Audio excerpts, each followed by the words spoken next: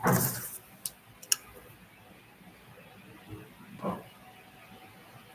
evening, everyone. I hope I'm audible. क्या आप लोग मुझे देख पा रहे हैं, सुन पा रहे हैं?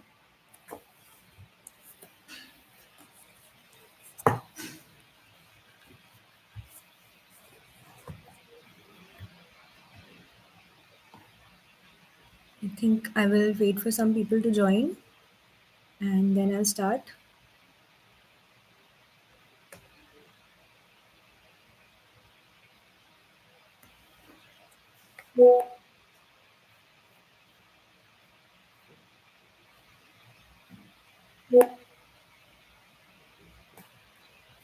Okay, so got it.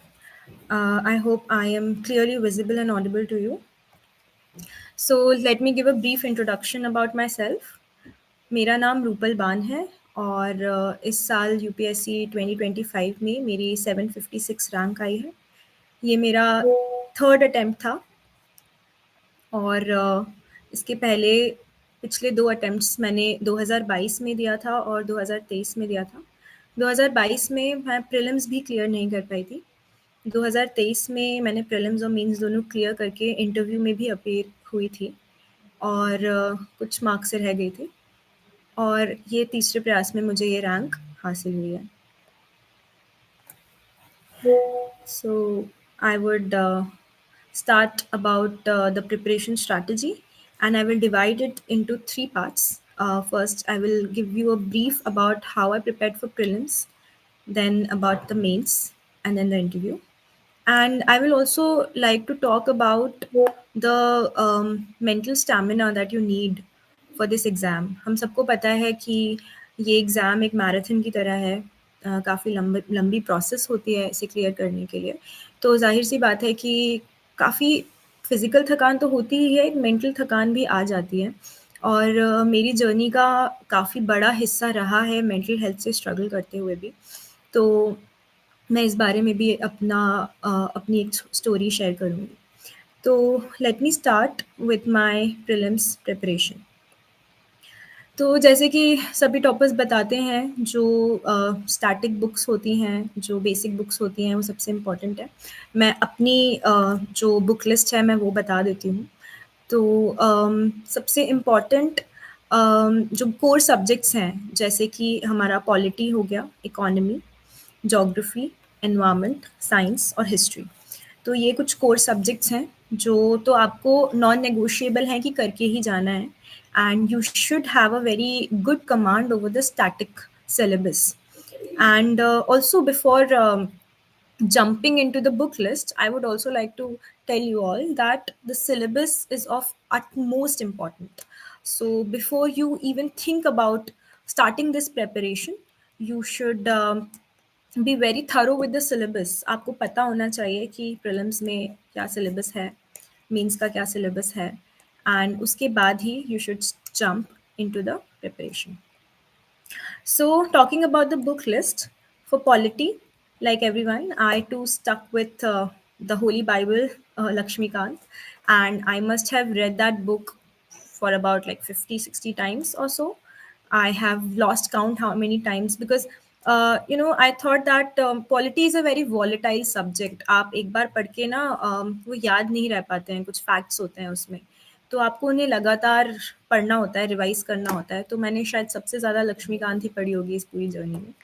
So also कई बार एस्पिरेंट्स के डाउट रहते हैं कि हमें नोट्स बनाना चाहिए या नहीं बनाना चाहिए. तो मैं तो यही सजेस्ट करूँगी कि ये आपका पर्सनल प्रेफरेंस है कि आपको नोट्स बनाने हैं या नहीं. बट मैंने स्टैंडर्ड बुक्स के लिए कोई नोट्स नहीं बनाए थे. मैं जैसे लक्ष्मीकांत में मैं वहीं पे हाईलाइट कर देती थी, मार्क कर देती थी और मुझे लगता था कि कुछ एक्स्ट्रा इन्फॉर्मेशन है उस टॉपिक से रिलेटेड, तो I just used to write on the side there on in the book itself. So मैंने कोई अलग कॉपी नोटबुक नहीं मेंटेन की थी for short notes of polity. Then comes economy. So economy का वेटेज हर साल बढ़ता जा रहा है, हम देख रहे हैं, and it's a very important core subject that you should have a good grasp on. So for economy, I refer to a book by Nitin Singhania, that blue book that used to be published. I don't know if it is still published or not, but during my 23 attempt, I purchased that book, and it is a very good source to cover your very basic topics. So for my basics, I refer to that and the 11th class macroeconomics book, the NCRT. That is also really important because it covers the very static topics. So one was NCRT and one was this Nitin Singhania's book. So again, I did not make any notes of it. I just used to revise it again and again. Then during my 2025 attempt, I also referred to Mrinal sir's notes. A lot of aspirants say that those notes are very bulky. So those notes are bulky because they contain not only the static but also the current affairs part. And economy is something that is, the questions are more asked from the current. So it's very important that you have a good grasp on the current issues of economic importance. And Mrinal sir's notes cover that very well. So I referred to Mrinal sir's notes and diligently studied every pillar and highlighted those and revised again and again. Then comes geography. Geography, rest assured, you don't need to go here and there. Just stick to the NCRTs of 11th and 12th. I know the 11th NCRT is a little bit complicated to understand. The language is such that it's not easy to understand in the first go. So for that, I had a solution. There is this YouTube channel of Amit Sen Gupta sir, and he teaches geography very lucidly. So I used to sit with the 11th class NCRT in my hand, and that YouTube video used to play on my laptop, and I used to study with Amit sir.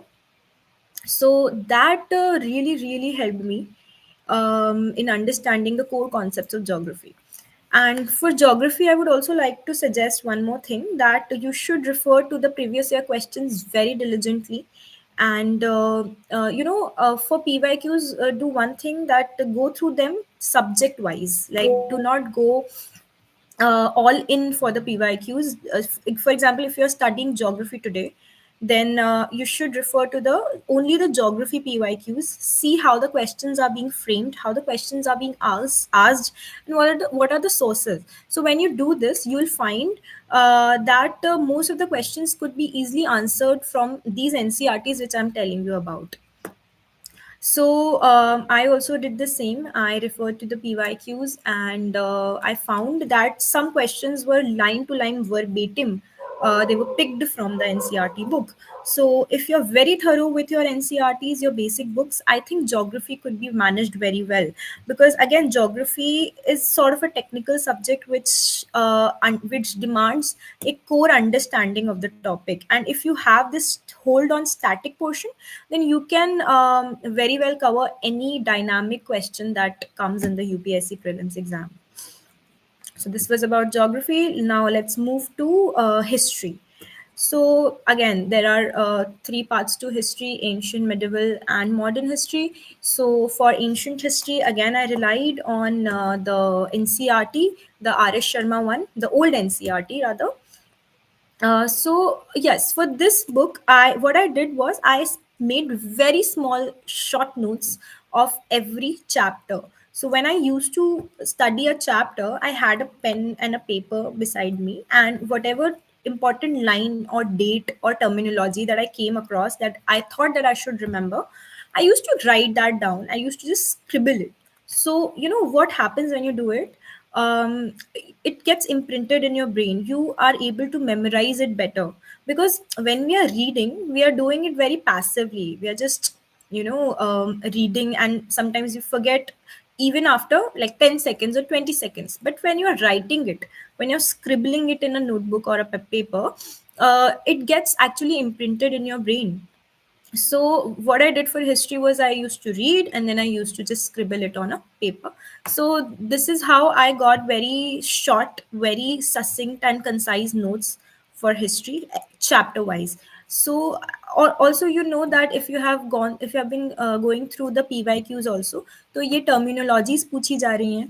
और जैसे इस बार Pallava dynasty से भी एक question आया था जो कि is solvable very easily from the Tamil Nadu text book. So Tamil Nadu की क्लास 11th की बुक है जिसमें आपका एंशियंट हिस्ट्री और आपका मिडिवल हिस्ट्री काफ़ी लूसिडली कवर्ड है एंड काफ़ी इजी लैंग्वेज में है। तो अगर आप एंशियंट हिस्ट्री के लिए एक आर एस शर्मा या फिर आप तमिलनाडु दोनों में से आपको जो कंफर्टेबल लगे आप वो देख सकते हैं। दोनों ही काफ़ी अच्छी किताबें हैं। और फिर उसके बाद मिडिवल हिस्ट्री आता है। जितना मैंने BYQ एनालिसिस किया था मुझे ये लगा था कि मिडिवल का से इतने सवाल नहीं बन रहे थे और मुझे उसका ROI इतना समझ नहीं आ रहा था कि should I give my time to this, ज़्यादा समय दूँ मिडिवल हिस्ट्री को या ना दूँ। तो मैंने बहुत ही लिमिटेड तरीके से मिडिवल हिस्ट्री पढ़ा था। कुछ लोग शायद सजेस्ट करते हैं, कुछ टॉपर सजेस्ट करते हैं कि आप NCERT पढ़ें।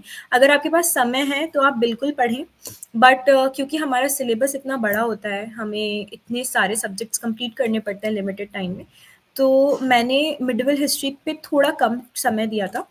तो अगेन जो तमिलनाडु की किताब है, तमिलनाडु टेक्स्ट बुक है जो 11th क्लास की, उसमें मिडिवल हिस्ट्री भी काफ़ी अच्छे से कवर्ड है एंड काफ़ी लूसिडली, काफ़ी कंसाइज वे में कवर्ड है। तो मैंने वहाँ से ही इसकी पढ़ाई की थी मिडिवल हिस्ट्री के लिए। और उसके बाद जो लूसेंट की जीके की बुक आती है उसमें फैक्ट्स रहते हैं। तो कई बार ऐसा होता है कि प्रीलिम्स में एकदम वर्बेटिम फैक्ट्स पूछ लिए जाते हैं। तो वो जीके की जो लूसेंट की किताब है वो काफ़ी हेल्पफुल रहती है। अगर आप उसको 4-5 बार पढ़ लेंगे अच्छे से तो शायद हिस्ट्री आपका टैकल हो जाएगा। आपको क्रोनोलॉजी समझने में काफ़ी मदद हो जाएगी, क्योंकि अगर आपके दिमाग में एक मोटा-मोटा क्रोनोलॉजी बनी हुई है तो आप वो डॉट्स कनेक्ट कर पाएँगे।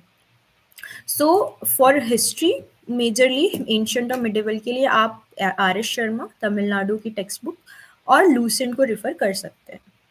उसके बाद आता है मॉडर्न हिस्ट्री।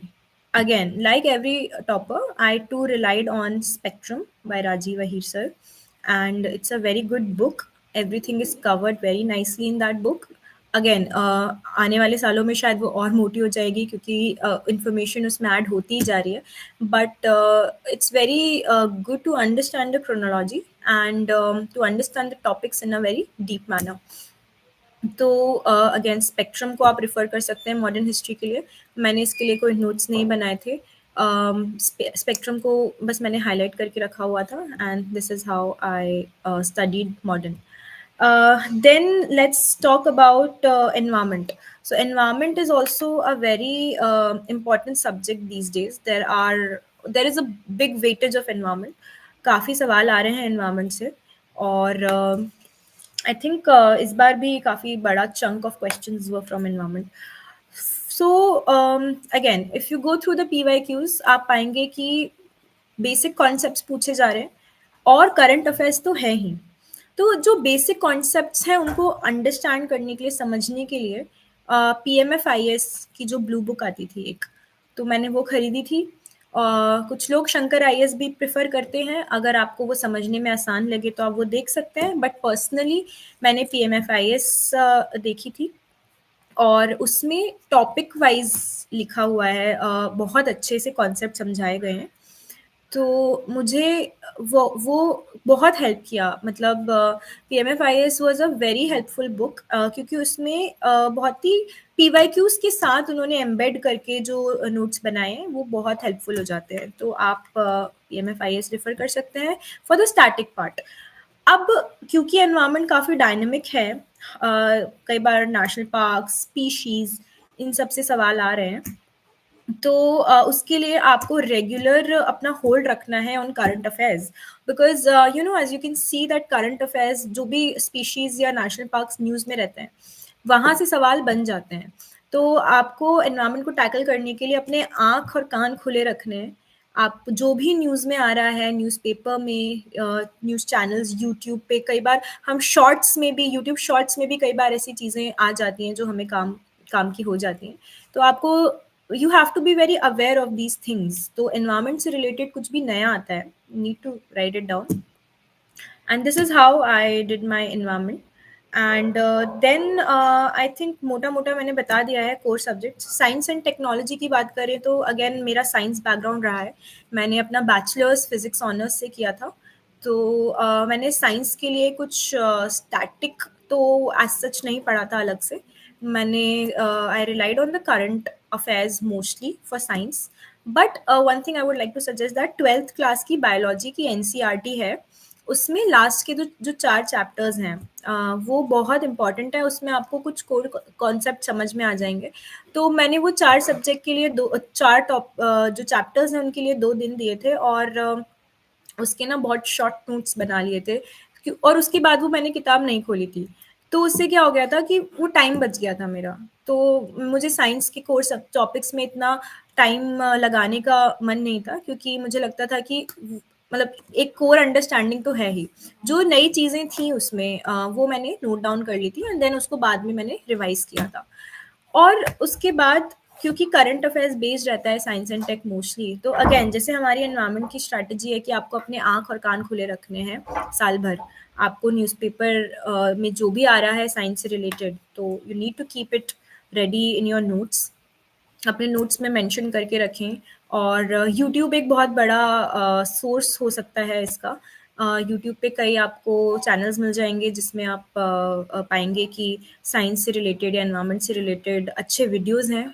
जो प्रीलिम्स के पहले काफ़ी सारे वीडियोस आते हैं, मैराथन वीडियोस भी आते हैं, but I would not suggest कि आप मैराथन वीडियोस पे रिलाई करें। आपको साल भर पढ़ाई करनी है। ये exam is not you are not able to clear this exam in a day, but ये पूरा साल भर का प्रोसेस है। तो आपको वो साल भर ही अपनी मेहनत करते रहनी है। आपको करंट अफेयर्स पे ध्यान देना है, साल भर के करंट अफेयर्स पे, एंड ये तभी पॉसिबल है जब आप न्यूज़पेपर को डिलीजेंटली पढ़ेंगे। और न्यूज़ चैनल्स अगर आप प्रेफर करते हैं तो आप देख सकते हैं। वैसे मैं अपनी करंट अफेयर्स की स्ट्रैटेजी पे भी आऊँगी। तो इसके बाद जो इम्पॉर्टेंट जो कोर सब्जेक्ट्स हमने आई थिंक डिस्कस कर लिया है, अब आते हैं मैपिंग पे। तो मैपिंग का भी वेटेज काफ़ी ज़्यादा हो गया है। इस बार भी आई थिंक 4 से 5 सवाल आए थे मैपिंग पे। सो फॉर मैपिंग मेरा थोड़ा सा यूनिक स्ट्रैटेजी था इस पे मैपिंग के लिए।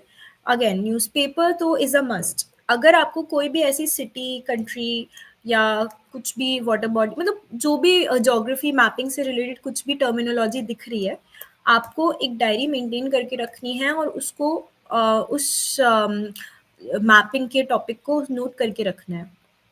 Y am I saying this is because ये जो क्वेश्चंस बनते हैं ये करंट अफेयर्स से ही बनते हैं। ये साल भर का जो करंट अफेयर्स रहता है वहीं से आते हैं। तो अगर आप इसको नोट करके रखेंगे तो वो आपके माइंड में अगेन इम्प्रिंट हो जाएगा, क्योंकि पढ़ के हम भूल जाते हैं। तो अगर आप उसको लिख कर रख लेंगे तो वो काफ़ी हेल्पफुल रहेगा। अब जैसे आप न्यूज़पेपर पढ़ रहे हैं, आपने देखा कि अभी ईरान एंड इसराइल वाला जो वॉर चल रहा है उसमें काफ़ी सारे सिटीज़ के नाम आप देख सकते हैं कि आते रहते हैं न्यूज़पेपर में। आप बस एक एक डायरी में, एक कॉपी में आप लिखते जाइए, और आप उसका बैकग्राउंड लिख दीजिए कि ये किससे रिलेटेड है।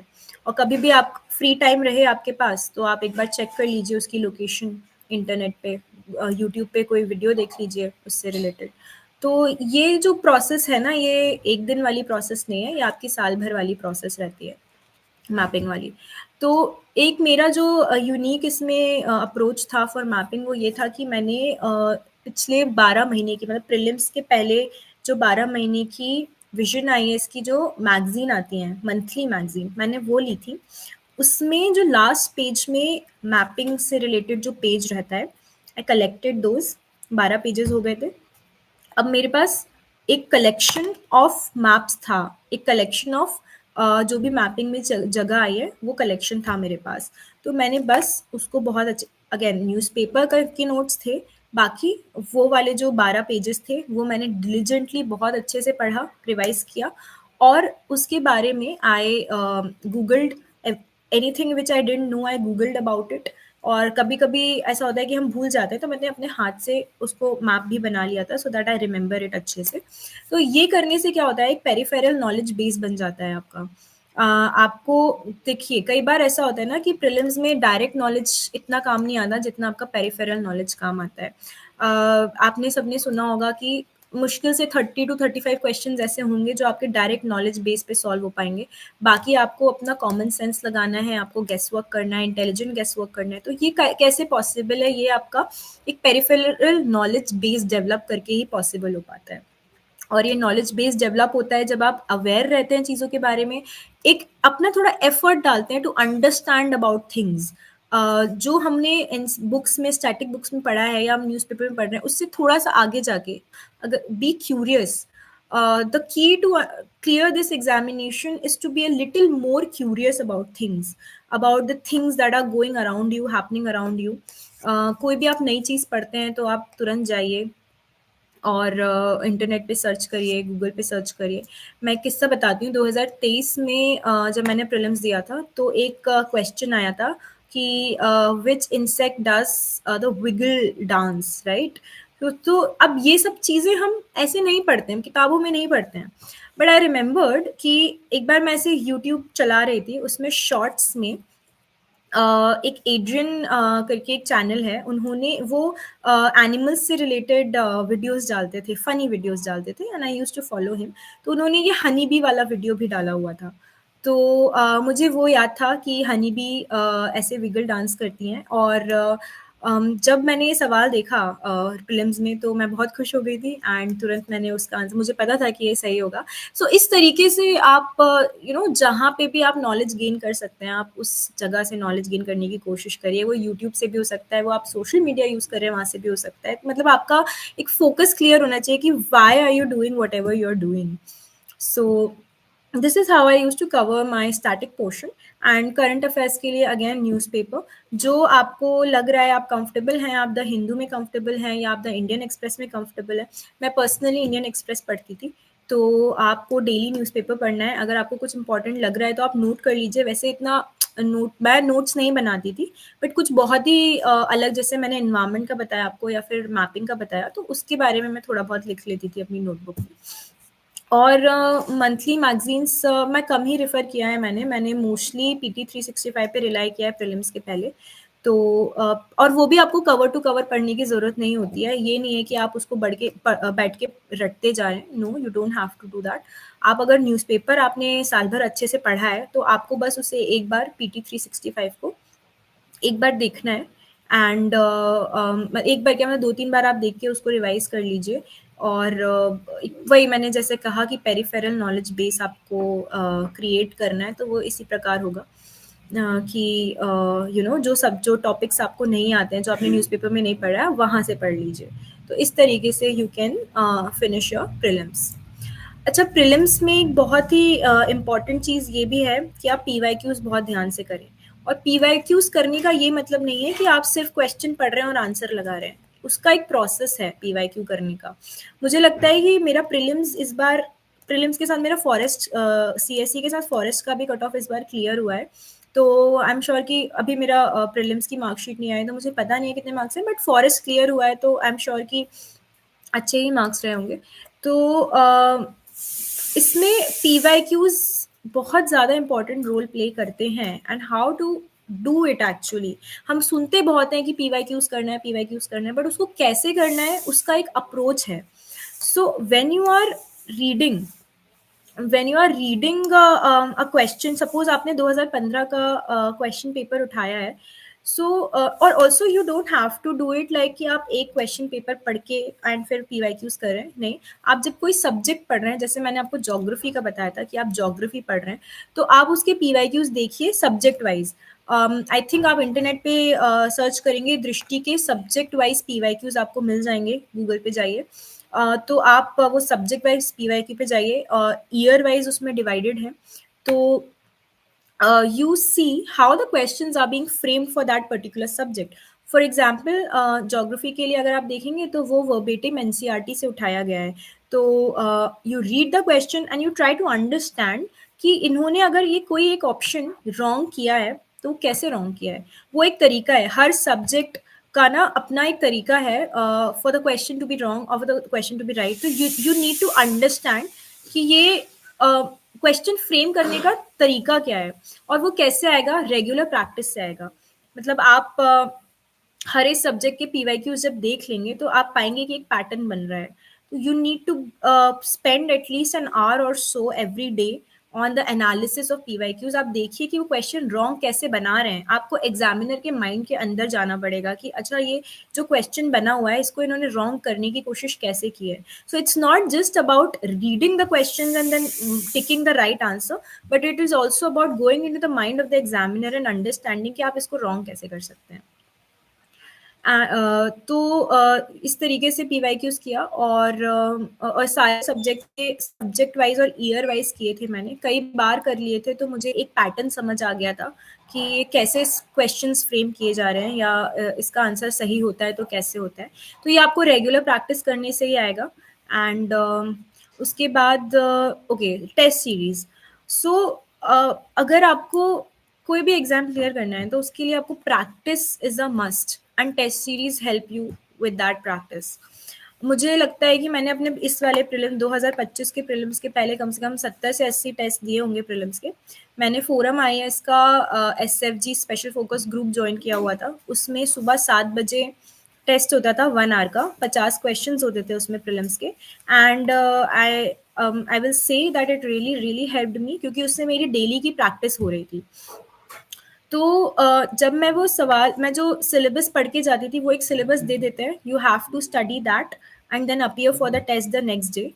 तो जब आप वो टेस्ट लगा के आते हैं, तो आपको जब आप टेस्ट देने जा रहे हैं तो आपको इस माइंडसेट से जाना है कि अगर मैं एक्चुअल यूपीएससी का प्रीलिम्स दे रहा हूँ या दे रही हूँ, तो मेरा माइंडसेट यही रहने वाला है जो मैं अभी टेस्ट देने जा रही हूँ। सो दैट उससे क्या होगा कि आप एक प्रैक्टिस ऑफ माइंडसेट डेवलप कर लेंगे। So you need to be in that mindset every day. तभी आप एक्चुअल प्रीलिम्स के एग्जाम में आपकी नर्वसनेस कम होगी, क्योंकि आप उससे पहले 70 बार वो कर चुके हैं ऑलरेडी। अगर आप एक कोई चीज 70 बार कर चुके हैं तो उसको एक बार और करने में आपको डर नहीं लगेगा। तो when you are going for the test, be very sure कि आप एक्चुअल प्रीलिम्स देने जा रहे हैं। Be very serious about the test that you are giving. And I would suggest कि आप ऑनलाइन टेस्ट मत दीजिए, आप ऑफलाइन फिजिकल टेस्ट दीजिए जो एक्चुअल प्रीलिम्स में होता है। तो उससे आपका ब्रेन और आपके हैंड्स का, बॉडी का कोऑर्डिनेशन अच्छा बन जाता है। उस एनवायरनमेंट को आप डेवलप करिए टेस्ट देने के लिए जो एक्चुअल प्रीलिम्स में होता है। तो जब मैं वो टेस्ट दे के वापस आती थी, तो I use to analyse those test also really well.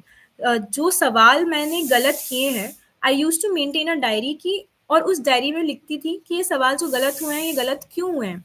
क्या ये मेरा नॉलेज गैप था जो सवाल गलत हो रहे हैं, या फिर मैंने गेस वर्क गलत किया है, या फिर मैंने कॉमन सेंस गलत लगाया है, या मुझे और पढ़ने की जरूरत है। तो मैं ऐसे I use to categorise those wrong answers, those wrong questions, कि ये रॉन्ग क्वेश्चंस गलत हो रहे हैं, तो why are they being wrong.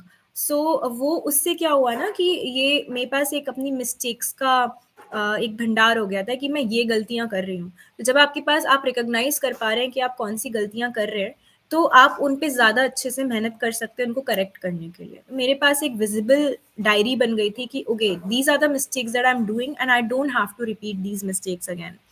So every day when I was making those mistakes, every day I was improving on those mistakes also. अगर मेरा knowledge gap है तो मैं उस सब्जेक्ट को 4 बार और रिवाइज कर रही हूँ। अगर मेरा कॉमन सेंस में से कोई चीज़ गलत हो रही है या कोई सिली मिस्टेक हो रही है, तो मैं मेक श्योर करती थी कि नेक्स्ट टाइम ये ना हो। गेस वर्क के लिए अगेन ये आपका डेवलप होगा पीवाईक्यू एनालिसिस से। वो जो एक नैक ऑफ गेस वर्क होता है, वो आपका पीवाईक्यू एनालिसिस से डेवलप होगा। Again you have to really practice for that every single day, you have to show up for that every single day.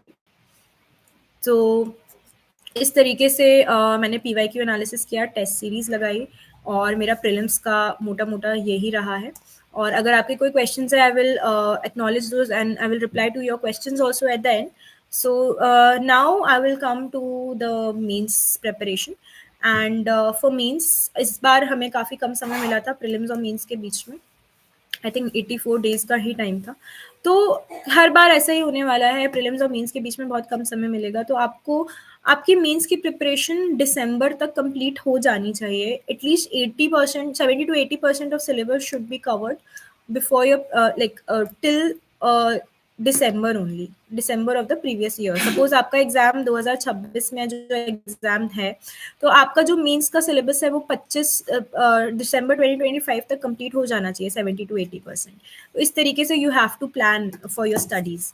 So again, for means very important are the three papers: essay paper, optional papers, and GS4 ethics paper. तो ये तीन जो papers हैं ये आपको differentiate करते हैं from other candidates. आपका स्कोर इसमें काफ़ी अच्छे आने के चांसेस रहते हैं। ये these papers can either make your rank और ब्रेक योर रैंक। तो you have to be very you need to keep your preparation strong for these papers. GS तो आपको करना ही है अच्छे से, बट इस पे आपको स्पेशल ध्यान देना है। मेरा ऑप्शनल सब्जेक्ट सोशियोलॉजी रहा है, मैंने मास्टर्स भी सोशियोलॉजी में किया है इग्नू से।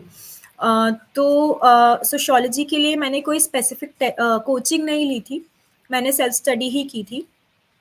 और इसके लिए मैंने नितिन सांगवान सर की जो किताबें हैं मैंने वो रेफ़र की थी, और मैंने टॉपर्स के नोट्स रेफ़र किए थे। साथ में यूट्यूब पे स्लीपी क्लासेस के वीडियोस डले हुए हैं। अगर कोई टॉपिक मुझे समझ नहीं आता था तो I used to refer to those videos. और बहुत ज़्यादा हेल्प मिली मुझे पीवाईक्यू एनालिसिस करके, क्योंकि ऑप्शनल में क्या होता है कि प्रीवियस ईयर क्वेश्चंस रिपीट होते हैं, वर्बेटिम नहीं रिपीट होते हैं। ये नहीं है कि सेम सवाल पूछा जाएगा, बट जो थीम रहती है वो काफ़ी हद तक सिमिलर रहती है। तो अगेन ऑप्शनल के लिए भी आपको पीवाईक्यू एनालिसिस अच्छे से करना है। मैंने एक विशाल पब्लिकेशंस की एक किताब आती है बहुत पतली सी, उसमें प्रीवियस ईयर क्वेश्चंस होते हैं, टॉपिक वाइज होते हैं वो भी। तो जब भी आप कोई टॉपिक पढ़ रहे हैं सोशियोलॉजी का या अपने ऑप्शनल का, तो आप पहले उन पीवाईक्यूज को रेफर करिए। आप प्रीवियस ईयर क्वेश्चन देखिए कि कहाँ से कैसे सवाल पूछे जा रहे हैं। जब आपके दिमाग में एक ये बन जाता है कि क्वेश्चन यहाँ से आ रहे हैं, तो आप उसी तरीके से पढ़ाई करते हैं, वो डिमांड आपको समझ आ जाती है कि okay these are the questions that are being asked. तो आप उस फोकस के साथ ही पढ़ाई कर पाएंगे फिर। तो मैंने नितिन सांगवान सर की किताब से पढ़ा था, और अनिमेश प्रधान सर AIR 2 2023 उनके नोट्स काफ़ी अच्छे हैं। उन्होंने बहुत सारी सोर्सेज से कोलेट करके अपने नोट्स बनाए थे।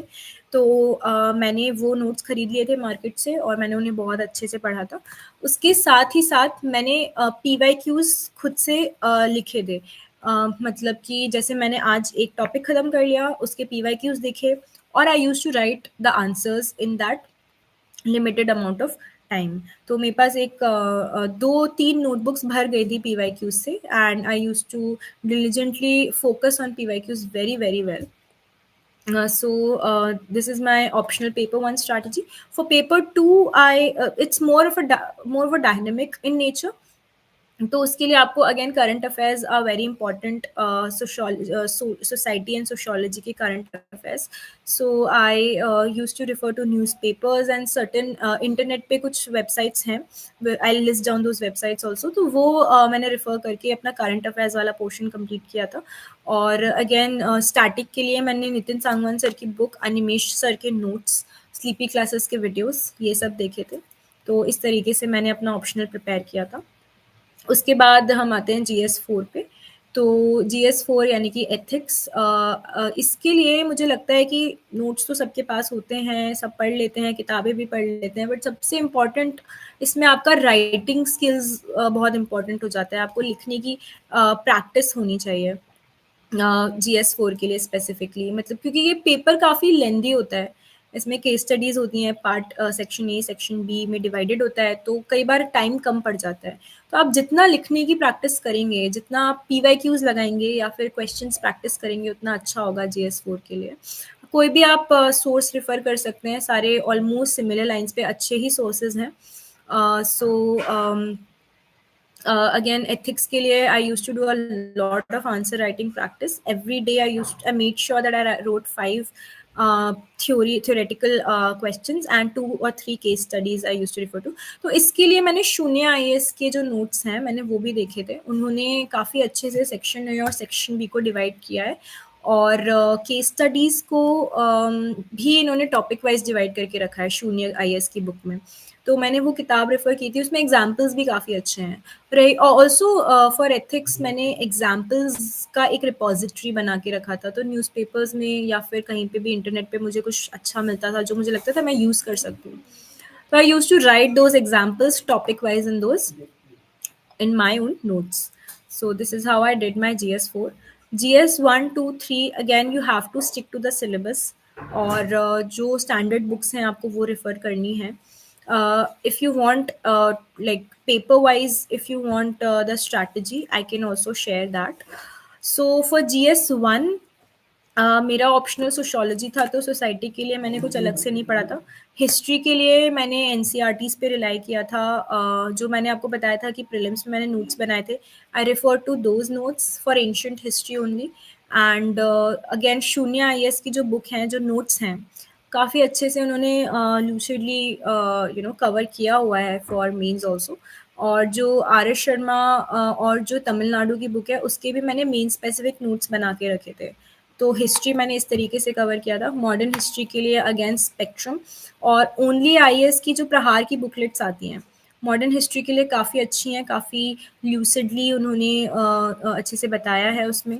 तो you can also refer to only IAS की प्रहार की booklets for modern history. And for society I did not do anything extra for society, because sociology से मेरा वो कवर हो गया था। पोस्ट इंडिपेंडेंस जो है, वो मैंने विजन आईएएस के नोट्स उसके लिए यूज़ किए थे। वर्ल्ड हिस्ट्री के लिए भी मैंने विजन आईएएस के नोट्स यूज़ किए थे। और बहुत ज़्यादा टाइम नहीं दिया था इनको, क्योंकि अगेन आप पीवाईक्यूज देखेंगे तो आप पाएंगे कि इनका आरओआई इतना अच्छा नहीं है, इतने ज़्यादा सवाल पूछे नहीं जा रहे हैं। इस बार भी 2025 के मीन्स में आई थिंक फ्रेंच रेवोल्यूशन पे एक सवाल आया था। तो वो अगर सवाल या तो बहुत सिंपल होंगे जो सबको बन जाएंगे, या तो ऐसे होंगे जो किसी को नहीं बनेंगे। तो आपको अपना बहुत ज़्यादा समय नहीं देना है इसमें, वर्ल्ड हिस्ट्री में। अगर आपका इंटरेस्ट है तो आप बिल्कुल पढ़िए, आपके पास समय है तो आप बिल्कुल पढ़िए, लेकिन मेरे पास टाइम की थोड़ी कमी थी, तो मैंने पोस्ट इंडिपेंडेंस और वर्ल्ड हिस्ट्री में इतना टाइम नहीं दिया था। Then comes geography. जोग्राफी के लिए एनसीईआरटीज़ रेफ़र की थी। एंड वाजीराम की जो येलो बुक आती है, वो काफ़ी हेल्पफुल है। उसमें उन्होंने टॉपिक वाइज डिवाइड करके रखा है, and you can refer to that book. So it's really good, Vajiram's book. So this is the GS1। GS2 के लिए I had a lot of different sources for GS2, but मैंने उनको सबको collate करके अपने खुद के नोट्स बनाए थे। GS2 के जो नोट्स हैं, एक्चुअली स्टैटिक पोर्शन आपका बहुत अच्छा कमांड होना चाहिए, because whenever you are writing an introduction to any question of polity or GS governance, तो you need to mention the article। मतलब आपके दिमाग में वो रटा होना चाहिए कि अगर ये क्वेश्चन आया है, फंडामेंटल राइट से रिलेटेड कोई क्वेश्चन आया है, तो आपको दिमाग में होना चाहिए कि मैं स्टार्ट ऐसे करूंगा कि part 3 of the constitution deals with the fundamental rights और समथिंग लाइक दैट। सो अगर आप उसको कॉन्स्टिट्यूशन से लिंक करके लिख पा रहे हैं तो वो बेस्ट होता है। तो इसलिए स्टैटिक काफ़ी इम्पॉर्टेंट हो जाता है GS2 के लिए भी।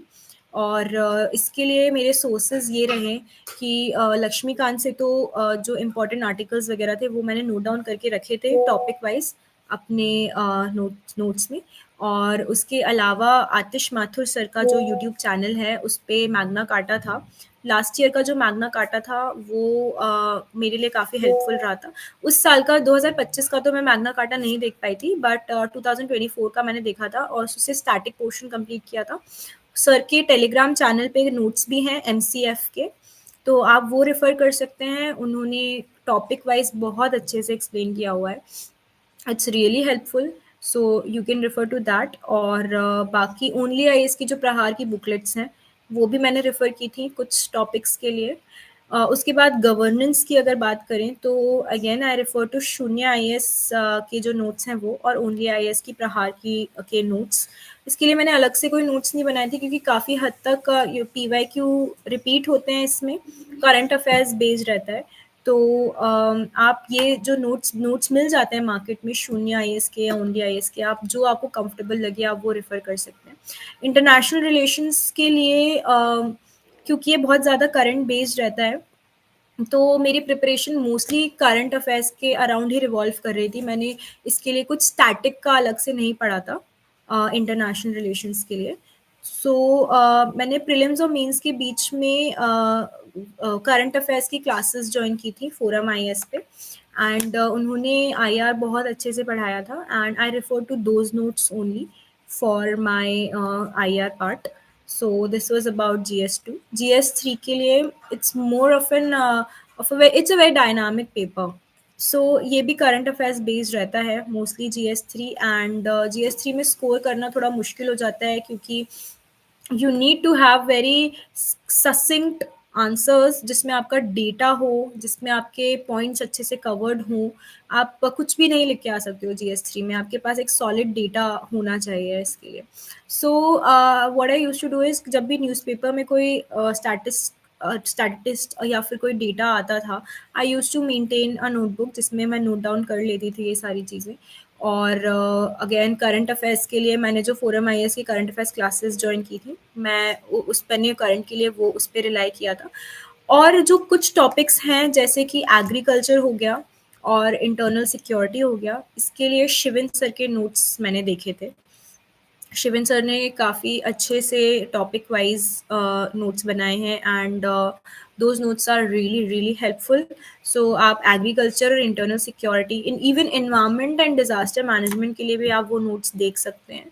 सो GS3 का मोटा मोटा यही था। और GS4 में बता ही चुकी हूँ कि आपको आंसर राइटिंग प्रैक्टिस बहुत अच्छे से करनी है GS4 के लिए। एग्जाम्पल्स के लिए आपको न्यूज़पेपर्स देखने हैं, न्यूज़पेपर में जो भी एग्जाम्पल आता है आपको वो देखने हैं, एंड इंटरनेट पे कहीं पे भी आपको कुछ मिलता है आप उसको नोट डाउन कर लीजिए एंड उसको रेफ़र करते रहिए। और चैट जीपीटी, जनरेटिव AI का भी आप यूज़ कर सकते हैं। जैसे किसी टॉपिक पे आपको एग्जांपल्स नहीं मिल पा रहे हैं, तो you can go to chat GPT and write down your query, and it will give you a very beautiful list of the examples and you can make use of it, क्योंकि हमें ultimately अपना time बचाना है, हमारे पास time की कमी रहती है। So try to maximize your output through these methods. आप अपना ROI कैलकुलेट करके अपनी प्रिपरेशन बना के रखें। तो to summarize everything, I would say कि PYQs बहुत इंपॉर्टेंट है मीन्स के लिए, आंसर राइटिंग प्रैक्टिस बहुत इंपॉर्टेंट है मीन्स के लिए, और आपके पास ससिंक्ट डेटा पॉइंट्स होने चाहिए, प्रॉपर एग्जांपल्स होने चाहिए, और वो आपको साल भर के जो न्यूज़पेपर्स और इधर उधर से जो नोट्स में आपने कलेक्ट किया है उसी से आप कोलेट कर पाएंगे। So this is how you need to prepare for mains. तो मेंस के लिए मैंने इससे ज़्यादा आई डोंट थिंक कुछ किया था। मतलब करंट अफेयर्स बहुत इंपॉर्टेंट हो जाते हैं तो मैंने क्लासेस ज्वाइन कर ली थी, क्योंकि लास्ट में GS3 GS2 के लिए वो जो डायनामिक चीज़ें हैं वो करंट अफेयर्स क्लासेस ने बहुत हेल्प की मुझे। So this was it. And जब मीन्स क्लियर हो गया और इंटरव्यू की बारी आई, तो इंटरव्यू के लिए एक चीज़ मैं बोलना चाहूँगी कि it's very very important that you be true to yourself, you be very honest. जो आप डैफ भर रहे होते हैं आपको उसमें बहुत ऑनेस्टी शो करनी है अपने डैफ में। इस बार मुझे इंटरव्यू में 201 मार्क्स मिले हैं, और मुझे लगता है कि ये मार्क्स इसलिए मिले हैं because I was honest with my answers, with my DAF also. I did not pretend anything there. और जो था, जो मैं जैसी हूँ, मेरी पर्सनैलिटी है, I try to bring out the best and try to showcase the best honestly. So interview के लिए मैंने कुछ जगह पे मॉक्स दिए थे जो काफ़ी हेल्पफुल थे, बट सबसे इम्पॉर्टेंट चीज़ ये है कि आप इंट्रोस्पेक्ट आपको करते रहना है कि आप ये क्यों कर रहे हैं, आप कौन हैं, ये जानने के लिए। ये एक प्रोसेस होती है, 1 साल की प्रोसेस होती है ना, तो उसमें आप काफ़ी हद तक समझ जाते हैं कि who are you, and you have to show that why in front of the board in the interview. So again, you need to be very honest with your preparation and with yourself when you are in this journey, in this preparation, क्योंकि ये आपसे बहुत कुछ ले लेता है। Obviously there are a lot of sacrifices that you have to make, but I will not consider it as a sacrifice, क्योंकि आप ये किसी वर्दी चीज़ के लिए आप जब कर रहे होते हैं ना, तो आई यूज टू थिंक जैसे it's like my rent due, जो दे रही हूँ ना, अगर इफ मुझे लग रहा है कि ये सैक्रिफाइस है, it's not a sacrifice, it's a rent that I am paying for a better thing in the future. तो take it as a very positive thing, इसको आप फ्रस्ट्रेशन के साथ मत करिए, इसको आप बहुत पॉजिटिवली करिए। और मुझे कई बार सवाल ये भी आते हैं कि कंसिस्टेंट कैसे रहना है, क्योंकि कई बार ये डिफ़िकल्ट हो जाता है to be very consistent with your preparation. तो इसके लिए मैंने एक सोल्यूशन निकाला था कि रात में सोने से पहले I used to write down कि हाउ माई डे वेंट, मैंने अपना समय कहाँ पे दिया सबसे ज़्यादा। मुझे उसमें समझ आ जाता था if I am actually wasting my time और I am actually being productive. तो शुरू में स्टार्टिंग में जब आप प्रिपरेशन स्टार्ट करते हैं तो कई बार आप बहुत अननेसेसरी चीज़ें भी कर रहे होते हैं जो बिल्कुल भी काम की नहीं होती हैं। जब आप ये इंट्रोस्पेक्ट करेंगे ना, जब आप ये लिखेंगे कि आपका टाइम जा कहाँ रहा है, तब आपको समझ आएगा कि there are a lot of things that you need to cut down from your daily routine. So आप रात में सोने से पहले ये कर सकते हैं, review your day, what have you done during the day, and then promise yourself that I'll do better, I'll improve the next day. और सुबह उठ के make a habit of keeping a diary और uh you know making a to do list. उससे क्या होता है ना, आपका फोकस शेयर हो जाता है, एक लेजर फोकस हो जाता है आपके पास में। So I use to have this very small diary, it is very tattered now because I have written a lot. So I use to make this topic, I hope you are able to see these topic wise, I used to write कि these things I have to finish in a day। और जब वो हो जाता था तो मैं ऐसे टिक मार्क लगा लेती थी कि ये हो गया है। See I have also written here कि you are a topper and there is no time to waste. तो ये आपको रिमाइंड करते रहना है ये सारी चीज़ें खुद को, every day you have to remind this to yourself. So when you are, जब रात में आपके सारे टॉपिक्स कंप्लीट हो रहे हैं और आप जब इसमें टिक मार्क लगा रहे हैं तो एक खुशी मिलती है कि oh I did something good today. and I think that becomes a very motivating factor for you to appear again, to show up again the next day। तो आप, ये मेरा एक सजेशन है, ये आप कर सकते हैं। आप एक डायरी मेंटेन करिए, आप खुद के लिए अकाउंटेबल रहिए because nobody else is going to be accountable for you. आपको खुद से ऑनेस्ट रहना पड़ेगा एंड तभी आप इस बड़े से एग्ज़ाम को या एक बड़ी सी प्रोसेस को सक्सेसफुली क्लियर करने में पॉसिबल सक्सेसफुल हो पाएंगे। सो इसके साथ ही मैंने शुरू में बोला था कि मुझे मेंटल हेल्थ पे बात करनी है। मेरे सेकेंड अटेम्प्ट के टाइम पे I had there was an incident in my life which shattered me a lot and I was on anti depressants for a really long time and that incident really changed me who I was as a person. But the thing which kept me going was resilience, that I was sure of the goal that I had set। मैंने वो उस गोल से अपनी नज़र नहीं हटाई थी and I made sure that I show up every day, even in spite of all the things that I was going at that point of time. Even if I was taking some antidepressant medications, I used to make sure that I finish my topics of the day। I had to overcome that, and वो possible कैसे हो पाया है? So there are certain things which I did। First was a very robust support system। So you need to have people in your life who are there to motivate you and give you positivity। For me, it was my brother and my parents and my friends। I had really good support system who motivated me every single day to show up, who cared about me।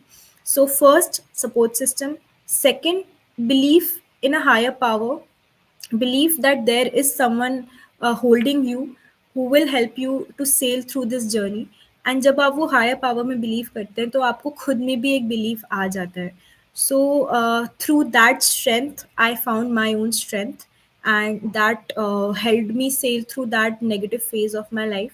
And उसके अलावा आपके पास एक बहुत ही strong why होना चाहिए कि why you want to do this. Nietzsche ने कहा है ना कि if you have a strong why you can bear anyhow. So you need to write down why you want to do what you want to do. And जब आपका Y बहुत ज़्यादा strong हो जाता है तो कोई भी परेशानी जो होती है वो आपको परेशान ज़्यादा नहीं कर सकती है, एक इक्वानिमिटी आ जाती है आपकी लाइफ में। So these are the three things which kept me going. और उसके अलावा मेडिटेशन आप कर सकते हैं खुद को काम रखने के लिए। अगेन फ्रस्ट्रेटिंग हो जाता है, काफ़ी लंबी जर्नी है, सवाल बहुत उठने लगते हैं कुछ समय बाद, फर्स्ट अटेम्प्ट में नहीं हुआ, सेकंड में नहीं हुआ, थर्ड में नहीं हुआ, काफ़ी साल लग जाते हैं। तो आसपास के लोग भी सवाल करने लगते हैं कि क्यों नहीं हो पा रहा है। तो उस टाइम पे हमें कामनेस की बहुत ज़रूरत होती है, एक स्ट्रेंथ की ज़रूरत होती है। So I relied on meditation and a belief in God and myself, and again the help of my support system। So these things really helped me। And इसके अलावा आई थिंक मैंने काफ़ी हद तक बता दिया है कि मैंने कैसे किया, क्या किया। और अच्छा, एक चीज़ और क्लियर करना चाहूँगी कि जैसे एक धारणा बनी हुई है कि इस एग्ज़ाम को क्लियर करने वाले बहुत एलीट बैकग्राउंड से होते होंगे, आईआईटीज़, आईआईएम्स, या जिन्होंने इंजीनियरिंग किया। मेरा ऐसा कोई बैकग्राउंड नहीं है। I have done very plain BSc in physics honours from regular government college in Bhopal, institute for excellence in higher education, here in Bhopal only.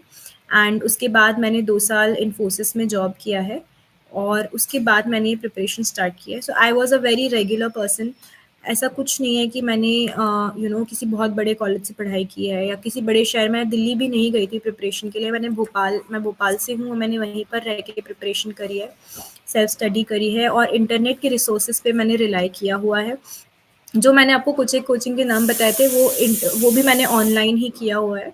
सो ऐसा कुछ भी नहीं है कि आप ये मत सोचिए कि अगर आप किसी बड़े कॉलेज से नहीं है या आप किसी बड़े शहर से नहीं है तो आप ये नहीं कर सकते। आप बिल्कुल कर सकते हैं। बस एक विल पावर होनी चाहिए, जो आपको हर रोज मोटिवेट करे कि why you want to do this. So this was about my journey. Now I would like to take some questions. Um, there are a lot of questions that I'm seeing. So let me take those questions one by one. Prelims की strategy मैं आपको बता ही चुकी हूँ काफ़ी detail में, और सारे सब्जेक्ट के मेंस की भी मैंने बता दिया है। अच्छा, एक क्वेश्चन है कि I am from humanity background, तो सीसैट को कैसे टैकल करना है। Since I was from science background only, तो मेरे लिए थोड़ा कंपैरेटिवली ईजियर हो गया था, बट फिर भी सीसैट का लेवल बढ़ता ही जा रहा है। तो आई वुड सजेस्ट कि आप जनवरी दिसंबर से इनफैक्ट स्टार्ट कर दीजिए एवरी डे PYQ एनालिसिस करना सीसैट का, पहली बात तो। और आप ऑनलाइन रिसोर्सेज का यूज़ करिए, जैसे ओनली IAS ने एक प्लेलिस्ट बनाई हुई है सीसैट की, तो वो उसमें PYQs को भी एड्रेस करते हैं और नए क्वेश्चंस भी सॉल्व करते हैं। क्वांट के लिए you can refer to that only IAS की प्लेलिस्ट।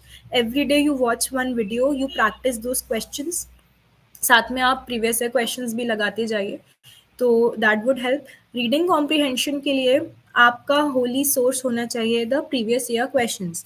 आप देखिए कि वो जो क्वेश्चंस जो आंसर्स हैं वो कैसे आ पा रहे हैं, मतलब उनका एक लॉजिक होता है। अगर आप पैटर्न समझ गए उसका, तो you can solve any of the RC reading comprehension question. So you need to refer to 10 years previous 10 years CSAT के पेपर्स। उसमें आप रीडिंग कॉम्प्रिहेंशन पढ़िए, ट्राई टू अंडरस्टैंड कि ये सवाल कैसे बना है और इसका आंसर कैसे आया है। UPSC का एक अपना नैक है to answer the questions of RC, so you need to develop that knack of by analyzing and practicing again and again. And logical reasoning के लिए again you can refer to the only IAS का जो playlist मैंने बताई है, आप वो देख सकते हैं। तो CSAT simply practice is the main thing. You need to be very diligent in your practice. आप रोज प्रैक्टिस करिए, PYQs लगाइए और फुल लेंथ टेस्ट भी दीजिए CSAT के with in the time limit. और मेरी कोशिश ये रहती थी कि मैं 47 to 50 क्वेश्चंस अटेम्प्ट करके आती थी। मैं ज़्यादा सवाल नहीं करती थी बिकॉज नेगेटिव मार्किंग भी है इसमें। So you need to have that sweet spot, वो आपको खुद डेवलप करना होगा कि कहाँ पे आपके नेगेटिव ज़्यादा होने चालू हो जाते हैं। मेरे लिए 47 to 50 एक स्वीट स्पॉट रहता था जहाँ पे मैं इतने ही सवाल करके आऊँगी, मेरा ये श्योर रहता था। तो CSAT के लिए मैंने यही किया है। Prelims के लिए I have told you. Can you tell me how to make geography strong? Again, I told about geography. NCRTs बहुत अच्छी हैं एंड आप उनको पढ़िए। साथ में अमित सेन गुप्ता सर के वीडियोस हैं यूट्यूब पे, आप वो रेफर करिए। वो बहुत ही इजी लैंग्वेज में समझाते हैं ज्योग्राफी के कॉन्सेप्ट्स को। एक बार आप ज़रूर देखिएगा अमित सेन गुप्ता सर के वीडियोस, आपको काफ़ी कॉन्सेप्ट्स क्लियर होंगे। एंड PYQs लगाने हैं ज्योग्राफी के लिए। Okay, which are most important MCQ, aptitude, reverse engineering, short notes of PYQs? Reverse engineering आपने जो वर्ड यूज़ किया है, ये इसका मतलब ये है कि आप समझने की कोशिश कर रहे हैं कि एग्जामिनर के माइंड में क्या चल रहा है उस सवाल को बनाते वक्त। तो ये कैसे होगा? यू हैव टू प्रैक्टिस, वो पैटर्न समझना है। Every day you have to see कि ये क्या पैटर्न है जो ये इस सब्जेक्ट के क्वेश्चंस में पूछा जा रहा है। तो ये it will come only from everyday regular practice, तभी आप खुद से इस चीज़ को समझ पाएंगे।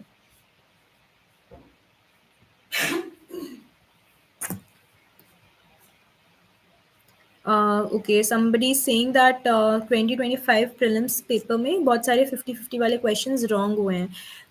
Again see, you will have to rely on guesswork a lot, और ऐसी सिचुएशन आ जाती है कि 50-50 कई बार हम पहुंच जाते हैं 50-50 पे. तो इसके लिए जैसे मैंने बताया कि मैंने 70 से 80 टेस्ट लगाए थे प्रीलिम्स के पहले. जब आप ये 70 से 80 टेस्ट लगा लेते हैं तो आपको पता चल जाता है कि आप गलती कहाँ कर सकते हैं. तो जब आप रोज़ शो अप करेंगे, आप मिस्टेक्स करेंगे, तब आपको समझ आएगा कि ये जो 50-50 वाले सवाल हैं, इसमें इस मतलब गलत जो ऑप्शन होता है ना, वो आपको समझ आने लगेगा कि ये गलत ऑप्शन है तो ये क्यों है. तो again it will be solvable through everyday practice and analysing your own mistakes. आप अपनी मिस्टेक्स को समझने की कोशिश कीजिए कि आप गलती कहाँ कर रहे हैं, कैसे कर रहे हैं, और उसको रेक्टिफाई करिए. यस, मेंस के लिए प्रहार की booklets plus mains answers using ChatGPT is enough with mains 365 for value addition. Is this enough for 3 months? Yes, I think Prahar booklets are very comprehensive, and they can be used for certain topics but not for all topics. तो ये आपको decide करना है कि आपके notes में कहाँ gap आ रहा है, वहाँ पे प्रहार की बुकलेट्स यूज़ करिए. आप शून्य आईएएस के नोट्स भी यूज़ कर सकते हैं, वो काफ़ी अच्छे से उन्होंने एक्सप्लेन किया हुआ है. और मेंस आंसर को चैट जीपीटी से आप देखिए, आप don't rely on chat GPT completely. कई बार वो गलत इन्फॉर्मेशन भी दे देता है. तो ओके, सो एक बॉडी बनाने के लिए ठीक है चैट जीपीटी, मतलब वो आपको एक अच्छा बॉडी बना के दे देता है. Introduction and body and conclusion structure बनाने में काफ़ी हेल्प कर देता है आपको. बट एकदम totally don't be relied on it. आप कुछ जो इम्पोर्टेंट चीज़ें हैं, जैसे कुछ अच्छी लाइंस, इंट्रोडक्शन आपको बहुत अच्छा लग गया तो आप वो ले सकते हैं वहाँ से. लेकिन आप टोटली रिलाई मत करिए चैट जीपीटी पे. आप ट्राई करिए कि आप टॉपर्स की आंसर कॉपीज देखें और वहाँ से समझने की कोशिश करें. एंड सिर्फ आंसर पढ़ने से नहीं होगा, आपको लिखने की प्रैक्टिस होनी चाहिए. तो आप एक बार जब चैट जीपीटी से देख लेंगे कि आंसर कैसे, स्ट्रक्चर कैसे बनाया गया है, उसके बाद आप खुद प्रैक्टिस करने की कोशिश करिए, खुद से अपने आंसर्स लिखने की कोशिश करिए. तो आई थिंक वो हेल्प करेगा. और means 365, yes, I would suggest कि आप मीन्स 365 पढ़ सकते हैं. कुछ टॉपिक्स जैसे साइंस के लिए, आईआर के लिए मीन्स 365 बहुत अच्छा एक रिसोर्स है. You can definitely refer to it. मैंने अपनी जर्नी काफ़ी अच्छे से आई थिंक बता दी है. So you can refer to the video again if you want to completely understand it. And okay, so fact, data, keywords and scheme कहाँ से कलेक्ट करना है. See, you have to read the newspaper every day. तो अगर आपको कोई भी कुछ भी ऐसे मिलता है फैक्ट्स वगैरह, आप वहाँ से देख सकते हैं. उसके अलावा कई बार जो कोचिंग इंस्टीट्यूट्स हैं, वो एक पूरा कंपाइलेशन निकालते हैं बिफोर प्रीलिम्स, बिफोर मेंस. तो आप उन कंपाइलेशंस को देख सकते हैं, और वो आपको आराम से टेलीग्राम पे मिल जाएंगे. आप अगर दिल्ली में हैं तो आप करोल बाग मार्केट में जाके भी देख सकते हैं. आप दिल्ली में नहीं हैं तो घबराने की बात नहीं है, आपको टेलीग्राम पे भी सब कुछ चीज़ें अवेलेबल हो जाती हैं, आपको मिल जाएगा वो सब. तो आप एक बार थोड़ा सा सर्च करिए and you will find a very good compilation of, I think शून्य आईएएस का कंपाइलेशन आता है डेटा का मेंस के पहले. और विजन का भी, आई थिंक विजन का I am not sure, but शून्य आईएएस का रहता है, तो you can see that. Spectrum के नोट्स बनाना चाहिए क्या? देखिए, इट्स अ वेरी बल्कि बुक. सो नोट्स मैंने ऐसे बनाए थे, क्रोनोलॉजी बनाई थी मैंने बहुत ही डिटेल नोट्स नहीं बनाए थे. क्योंकि मुझे खुद को अंडरस्टैंडिंग देनी थी, उसके लिए I made note of the chronology. So आप बहुत ज़्यादा समय मत लगाइए नोट्स बनाने में, क्योंकि वैसे भी बहुत कम समय होता है हमारे पास. सो आई थिंक वो नोट्स फॉर्म में है, आप उसको हाईलाइट कर लीजिएगा, स्पेक्ट्रम में साइड में लिख लीजिएगा, तो वो इनफ हो जाएगा. ओके, ऐसे के बारे में मैंने नहीं बताया है. तो ऐसे में मुझे ज़्यादा परेशानी आई नहीं थी, क्योंकि मैं लाइक 10th 11th क्लास से ही एसेज कंपटीशन में पार्ट लेती रहती थी. तो एक थोड़ा नैक डेवलप हो गया था कि ऐसे लिखना कैसे है, थोड़ा स्ट्रक्चर समझ आ जाता था. पर इसके लिए मैंने एक चीज़ और की थी कि मुझे फ़िक्शन और नॉन फ़िक्शन बुक्स पढ़ने का शौक है. तो अगर मुझे उनमें कोई एनेक्डोट मिलता था या कुछ भी ऐसा मिलता था जो मैं अपने ऐसे में यूज़ कर सकती थी, तो उनको टॉपिक वाइज़, जैसे मैंने एक डायरी बनाई थी जिसमें प्रीवियस क्वेश्चन देख के आपको टॉपिक समझ आ जाते हैं, तो उसके हिसाब से जैसे विमेन से रिलेटेड कुछ है तो मैं वो टॉपिक वाइज़ लिख लेती थी, चिल्ड्रन से रिलेटेड, हेल्थ से रिलेटेड, एनवायरनमेंट से रिलेटेड, तो ऐसे टॉपिक वाइज़ आप एनेक्डोट्स, स्टोरीज़ ये सब आप कंपाइल कर सकते हैं over a period of time. ऐसे भी एक दिन की बात नहीं होती है, ये भी आपको over the period of time करना है। तो अपने दिन को आप ऐसे डिवाइड करिए कि आप 5-6 घंटे आप प्रीलिम्स के लिए दे रहे हैं और आप 2-3 आवर्स, मतलब टोटल 8 घंटे आप दें ऑन एन एवरेज।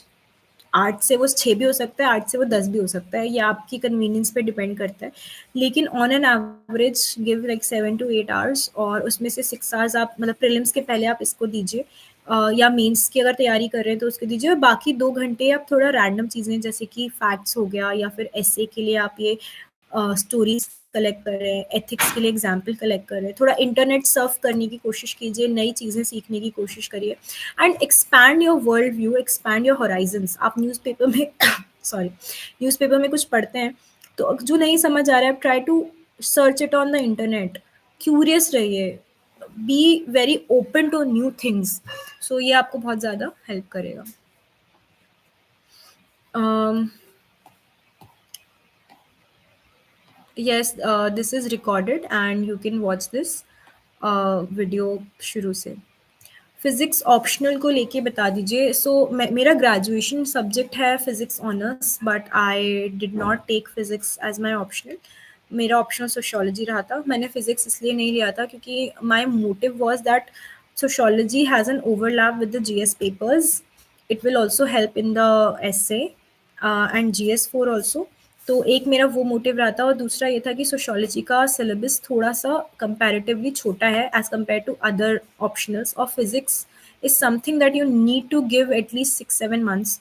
तो इसलिए मैंने कोई टेक्निकल सब्जेक्ट नहीं लेके सोशियोलॉजी सब्जेक्ट ही लिया था, and it really helped me in other papers as well.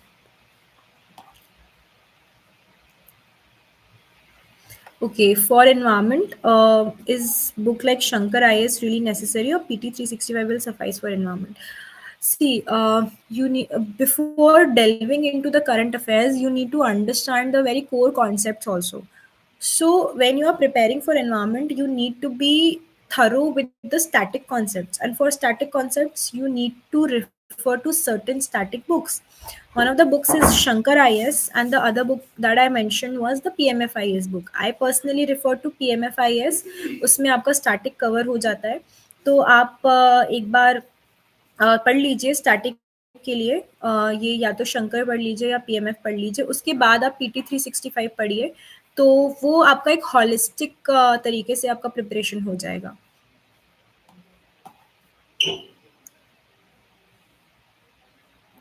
Okay, so there's a question that toppers say that I did mains and prelims differently. Can you tell what's that difference, and how did you manage for mains and prelims? Yes, there are different approaches to mains and prelims both.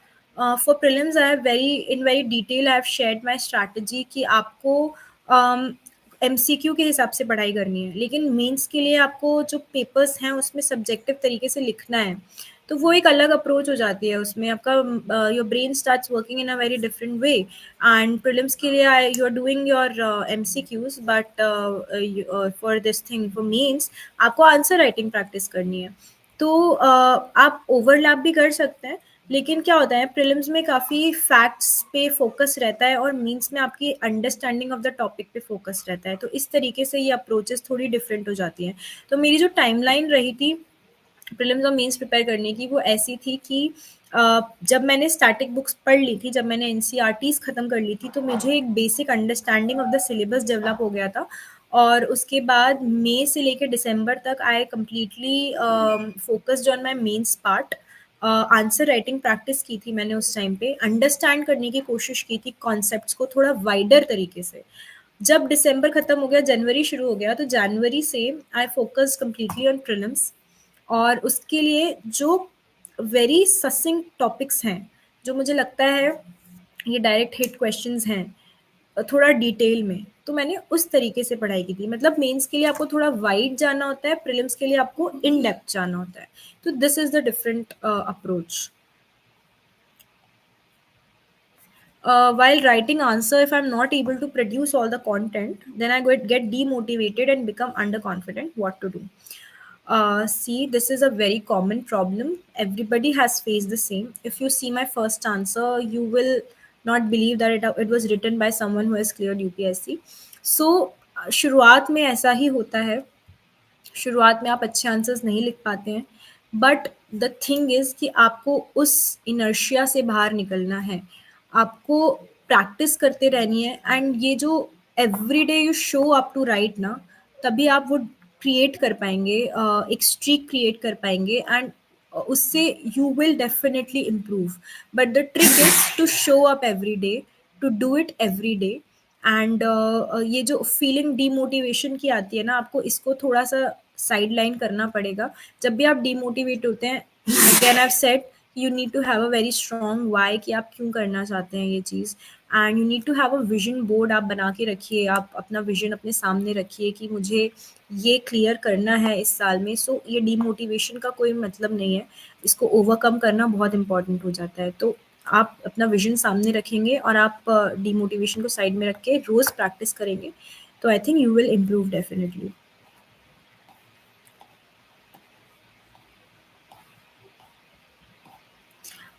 So somebody is asking about my mistakes.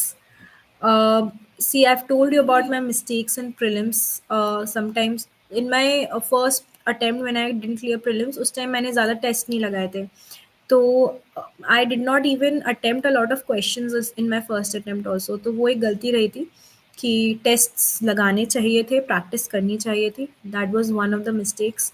Second attempt में जब मेरा interview नहीं हुआ था, तो उस time पे पर मेंस में इतने अच्छे मार्क्स नहीं थे, because again answer writing practice नहीं थी. तो it all boils down to how much you are practicing, how much you are showing every day, showing up every day, and consistency कितनी है. इस अटेम्प्ट में आई वॉज कंसिस्टेंट. मैंने अपनी mistakes को आइडेंटिफाई करके रेक्टिफाई किया. तो जो मैं आपको बता रही थी कि एक डायरी मेंटेन की थी जिसमें मैं अपना रोज़ के टॉपिक्स लिखती थी. मैं आपको फिर से बता देती हूँ, ये डायरी थी वो. तो इससे मुझे पता चल जाता था कि मैं कितना प्रोडक्टिव हो पा रही हूँ. सो एक टाइम मैं फ़ोकस बना के चल पाती थी इसकी वजह से. और दूसरा एक और डायरी थी जिसमें अपनी मिस्टेक्स के बारे में लिखती थी, क्योंकि वो मेरे सामने रहती थी, मुझे रेक्टिफाई करने में भी आसानी रहती थी. So these were the mistakes that I did, and this is how I rectify those mistakes.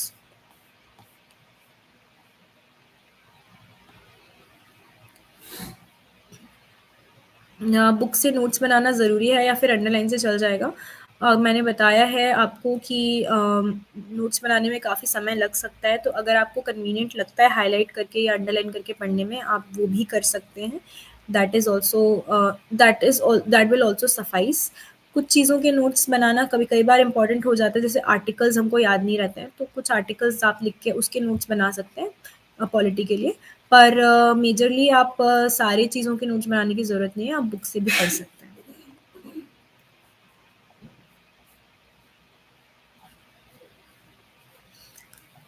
Okay, so somebody is asking that they don't have enough to write in DAF apart from hobbies. How much marks? See, it's not like that you lose any marks if you don't have hobbies. We are very engrossed in this preparation. इतना serious हो जाते हैं कई बार कि नहीं समय मिल पाता है चीज़ें करने का अलग अलग. And hobby is not something कि बहुत ही यूनिक होनी चाहिए. मैंने अपनी हॉबी में लिखा था कि I love to write letters, and I write letters for my friends, for my families, and for my brother. So it's a very simple thing. मतलब आपको कुछ भी करना अच्छा लग सकता है. मेरे एक फ्रेंड है, उन्होंने अपने हॉबीज़ में लिखा था कि उन्हें भजन सुनना पसंद है. This is you can do very आसान, बहुत आसानी से कर सकते हो आप. तो ऐसा नहीं है कि हॉबी नहीं है आपके पास. आप थोड़ा सोचिए कि आप अपना टाइम कहाँ पर देते हैं, वही आपकी हॉबी बन जाता है. And it could be very simple as writing a letter और लिसनिंग टू भजन. किसी ने इस बार लिखा था कि उन्हें डॉग वॉकिंग उनकी हॉबी है. तो it could be as simple as this. तो you don't have to stress much about not having a hobby, क्योंकि आपकी डेफिनेटली कुछ ना कुछ हॉबी तो होगी ही। और अगर नहीं है तो आपके पास अभी समय है, आप उसको डेवलप कर सकते हैं। You don't have to be very good in that. आप अगर रोज कोई काम कर रहे हैं, उसके लिए आप ऑनेस्ट रहिए, ऑनेस्टली वो काम करिए और उसी को लिखिएगा। कुछ गलत नहीं लिखना चाहिए, दैट आई वुड सजेस्ट। तो आप अभी से आप कोई एक हॉबी पकड़ लीजिए, उसको डेवलप करने की कोशिश करिए, आप उसके प्रति ईमानदार रहिए, वो आपको हेल्प करेगा।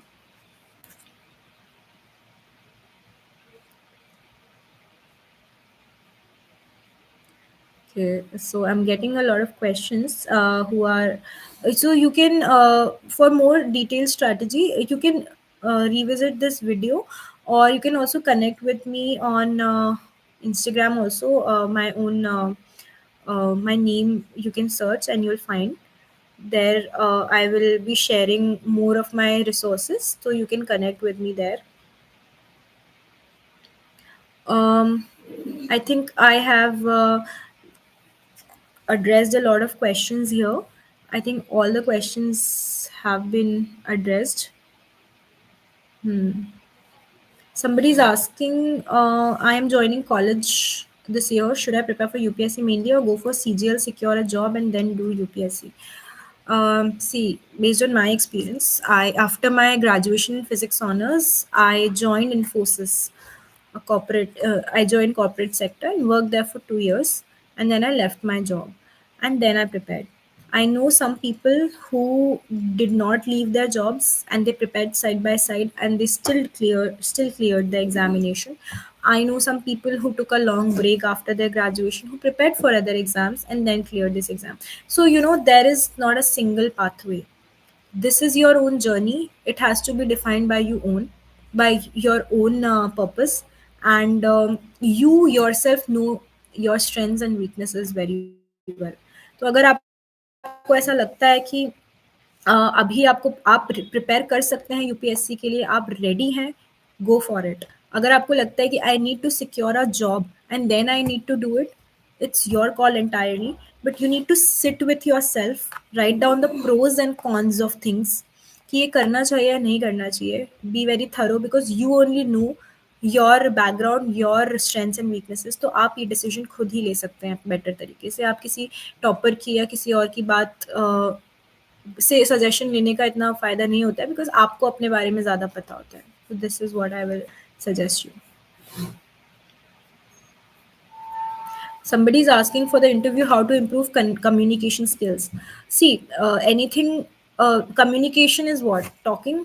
So you need to go out and talk, be confident first of all. तो अगर आपको लग रहा है कि आपको कम्युनिकेशन स्किल्स अच्छी करनी है, तो be friends with people who are supportive and who are knowledgeable, have a good company of people, and talk to them about current affairs, about books, or anything that you like, about your hobbies. ये थोड़ा confidence आप develop करें। आप YouTube पे toppers के interviews देख सकते हैं, आपको पता लगेगा कि वो अपने खुद को एक्सप्रेस कैसे करते हैं। तो these things you can do, practice करिए every day, talk to people, be very confident, this will help.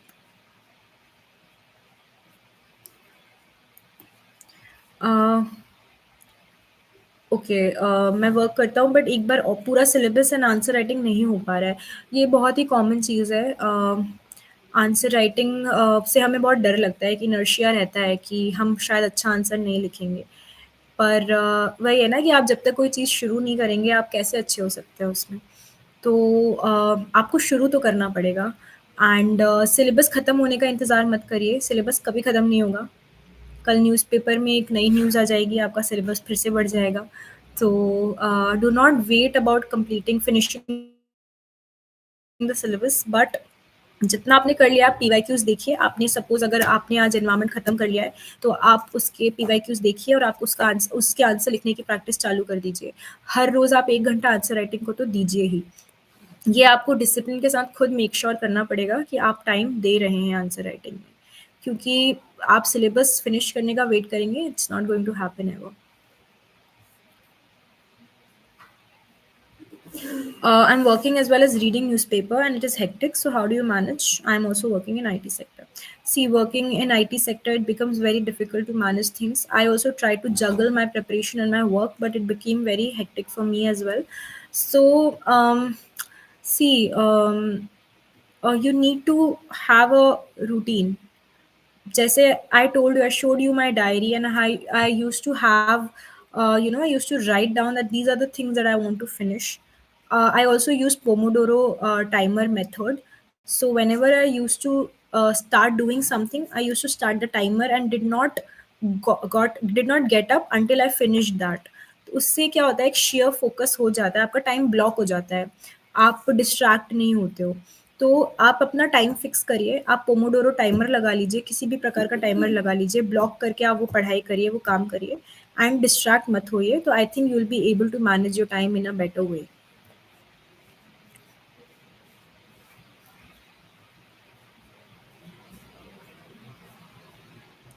Okay, somebody is asking कि प्री में 100 प्लस कैसे किया जाए। देखिए, आप ये वीडियो दोबारा देख सकते हैं, वहाँ पे मैंने प्री की स्ट्रैटेजी काफ़ी अच्छे से शेयर करी है। बट मेरा सुझाव यही है कि आप टेस्ट सीरीज़ लगाएँ, टेस्ट लगाएँ, रोज़ टेस्ट लगाएँ और पीवाईक्यूज़ अच्छे से एनालाइज़ करें। पीवाईक्यू एनालाइज़ करने का तरीका भी मैंने बताया है, आप सब्जेक्ट वाइज़ एनालाइज़ करें, आप देखें कि वो सवाल जो एग्ज़ामिनर ने बनाया है, उसमें गलत होने के चांसेस कहाँ उसने रखे हुए हैं, वो गलत हो रहा है, तो वो गलत क्यों हो रहा है? तो आपको इस तरीके से एनालाइज़ करना है। And PYQs and test series are your go-to resources for clearing prelims.